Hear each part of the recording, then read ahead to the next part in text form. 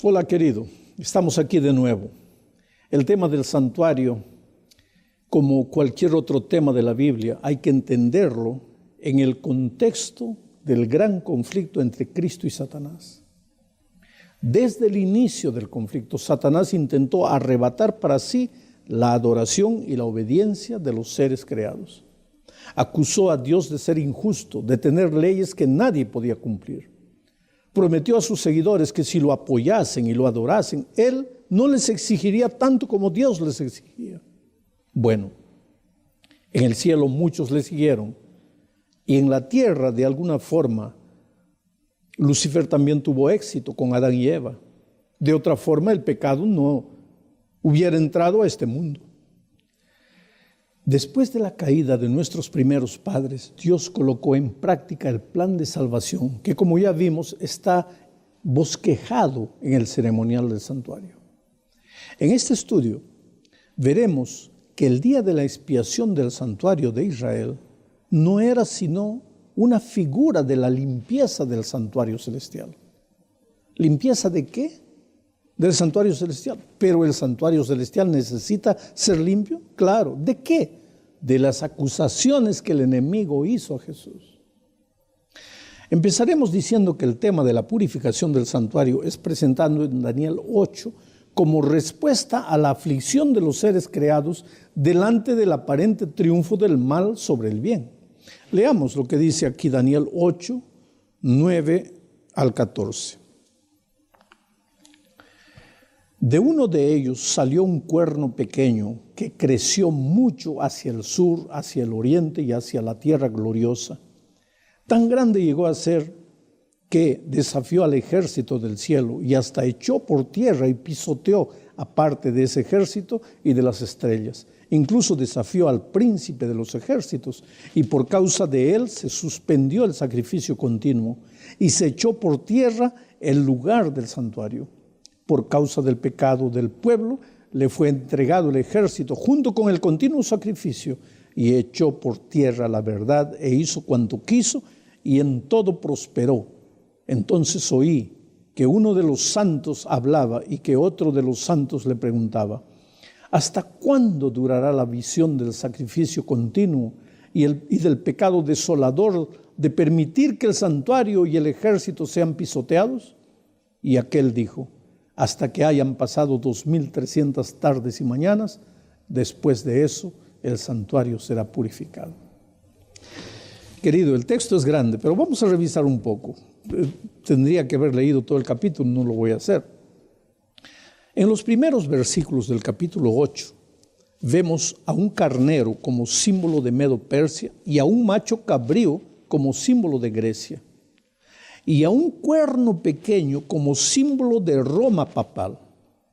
Este cuerno pequeño se extendería horizontal o geográficamente hacia el sur o Egipto, hacia el este donde estaba Grecia, Asia Menor y Babilonia, y hacia la tierra gloriosa o Palestina. Además, el cuerno pequeño crecería verticalmente hacia el cielo y se levantaría contra el ejército del cielo, o sea, contra el pueblo de Dios, en contra del príncipe del ejército, que es el Señor Jesús, y en contra del príncipe de los príncipes, que es el Mesías. A él, al Mesías, le quitaría la continuidad o el ministerio redentor en favor de los pecadores. Echaría por tierra el lugar de su santuario o los principios de justicia y misericordia de su gobierno y echaría por tierra la verdad, o sea, las enseñanzas de las Sagradas Escrituras, inclusive la ley de Dios. Todas estas son implicaciones espirituales. En realidad, aunque este poder domina en la tierra, su objetivo no es la tierra, es el cielo, porque desfigura el tema de la salvación y del santuario.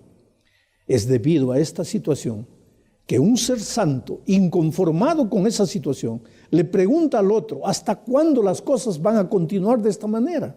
Y la respuesta del otro es: hasta 2300 tardes y mañanas y el santuario será purificado. Ahora, para entender lo que significa el santuario será purificado, es necesario revisar lo que sucedía en el santuario de Israel, porque como ya vimos, este El santuario de Israel era un símbolo del santuario celestial. Según el Mishnah, que es una colección de comentarios judíos, la purificación del santuario de Israel comenzaba el primer día del 7º mes con la fiesta de las trompetas y terminaba en el 10º día con la ceremonia de la expiación. Los judíos celebran hasta hoy la ceremonia de la expiación y a ese día le llaman el Yom Kippur, que literalmente quiere decir día del perdón o día del juicio. En ese día cada israelita renovaba su voto de consagración a Dios y expresaba su arrepentimiento, de modo que quedaba perdonado y limpio de todos sus pecados. En ese día también el sumo sacerdote efectuaba la purificación del santuario, para lo cual ofrecía sacrificios de animales. Pero por favor, nota lo que la Escritura dice al respecto de esto en Hebreos 9, 23 y 24. Por lo tanto, era absolutamente necesario que las réplicas de las cosas celestiales fueran purificados así. Pero las cosas celestiales mismas necesitan mejores sacrificios que estos, porque Cristo no entró en el santuario hecho de los hombres, el cual era un mero reflejo del verdadero, sino que entró en el cielo mismo para presentarse ahora ante Dios en favor de nosotros.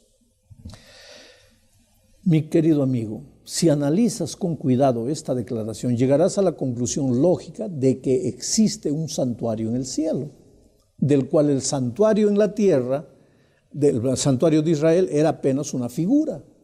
Pues bien, si el día de la purificación del santuario de Israel era un día de juicio para el pueblo de Israel, está claro que el día de la purificación del santuario celestial también es el día del juicio para la humanidad. Pero ¿cuándo sucederá esto?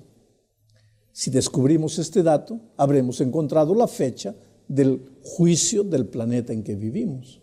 ¿No es fascinante esto? Aquí es donde entra la respuesta del ángel. Hasta 2300 tardes y mañanas y el santuario será purificado. Como puedes observar, la respuesta del santo no informa el punto de partida de las 2300 tardes y mañanas. Tampoco el ángel Gabriel se lo explica a Daniel en esta visión. La realidad es que la explicación del ángel Gabriel queda inconclusa en la visión de Daniel 8. Y por eso es necesario de que Daniel reciba otra visión para entender este asunto de las 2300 tardes y mañanas. Por eso el ángel Gabriel visita otra vez a Daniel y le explica cuándo comenzaría el periodo profético de las 2300 tardes y mañanas. Esta explicación está en Daniel 9, versículos 24 y 25, lo voy a leer. Se ha concedido a tu pueblo y a la santa ciudad un plazo de 70 semanas para poner fin a sus pecados y transgresiones, para que expíen su iniquidad y establezcan la justicia de manera perdurable, y para que se sellen la visión y la profecía, y unjan al Santo de los Santos.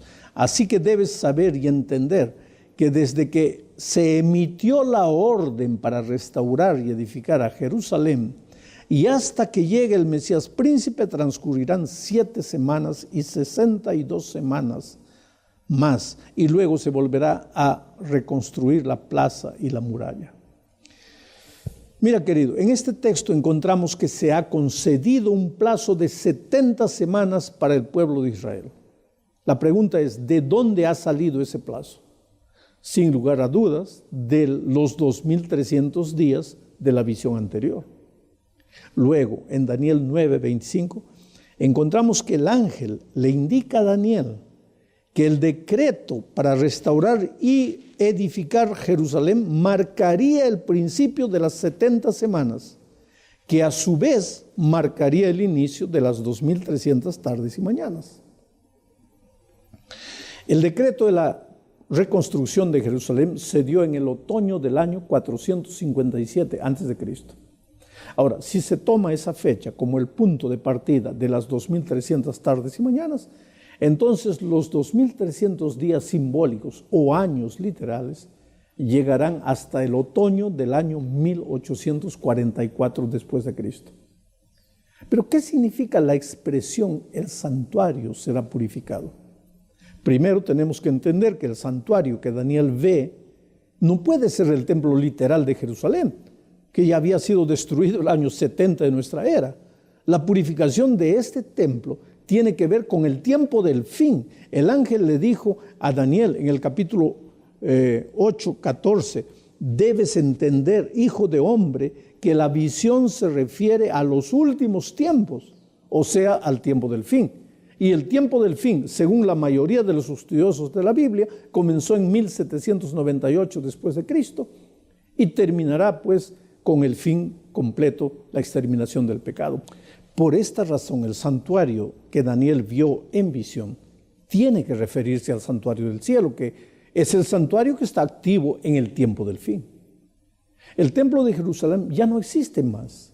Y el único santuario donde Dios mora y ministra en favor de su pueblo es el santuario del cielo.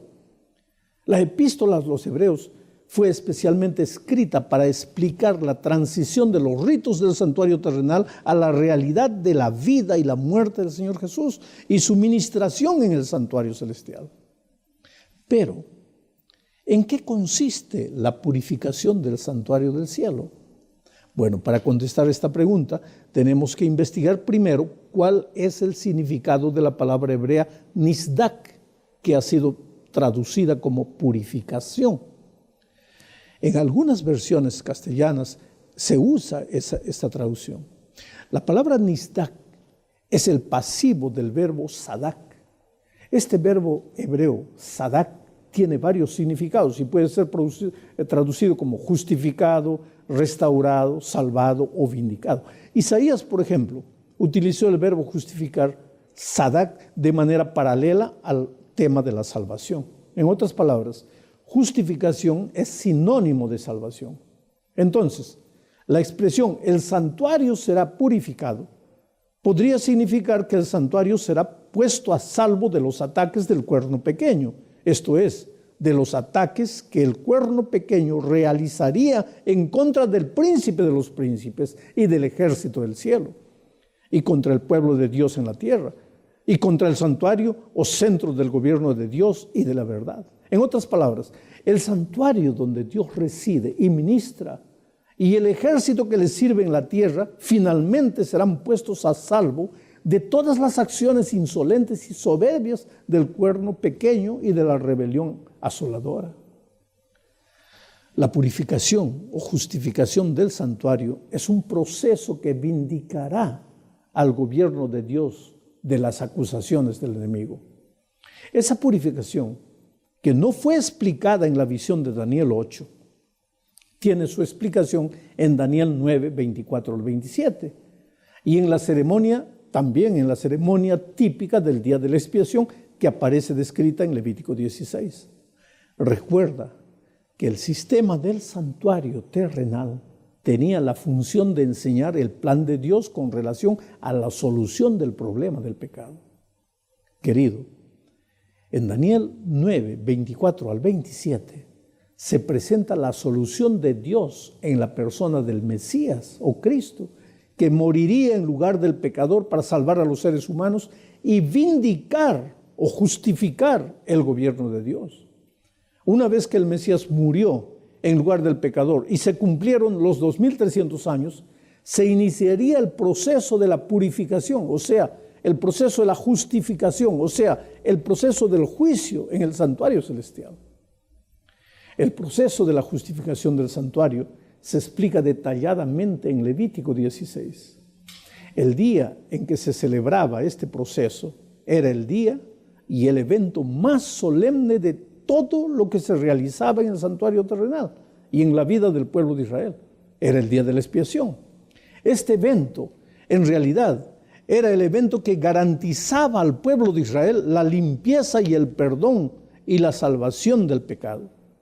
Así, el proceso de la purificación del santuario celestial, que comenzó en 1844 al fin de los 2300 años, también es la garantía de que nuestra salvación en Cristo está sellada.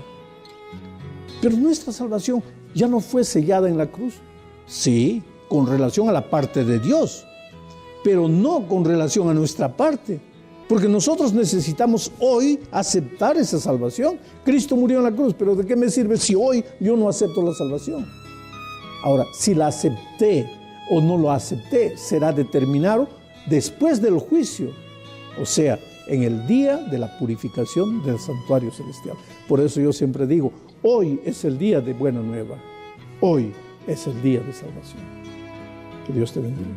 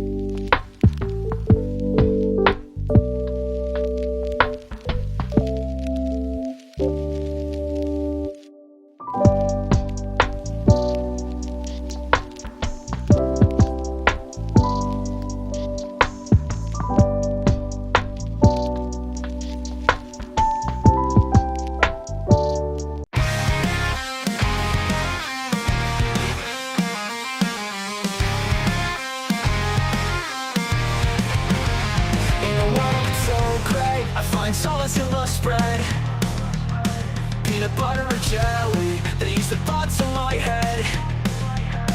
The crunch of the toast, it tells me I'm alive.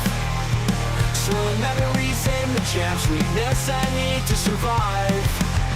Peanut butter and jelly, compromise in my hands. In a universe of chaos, they help me understand. When the world falls apart and tears blur my sight, PB&J, they mend my heart in the darkest of nights. With every bite I take, I find a piece of peace. The jar's almost empty, yet fear begins to cease. Peanut butter and jelly, compromise in my hand. In a universe of chaos, they help me understand.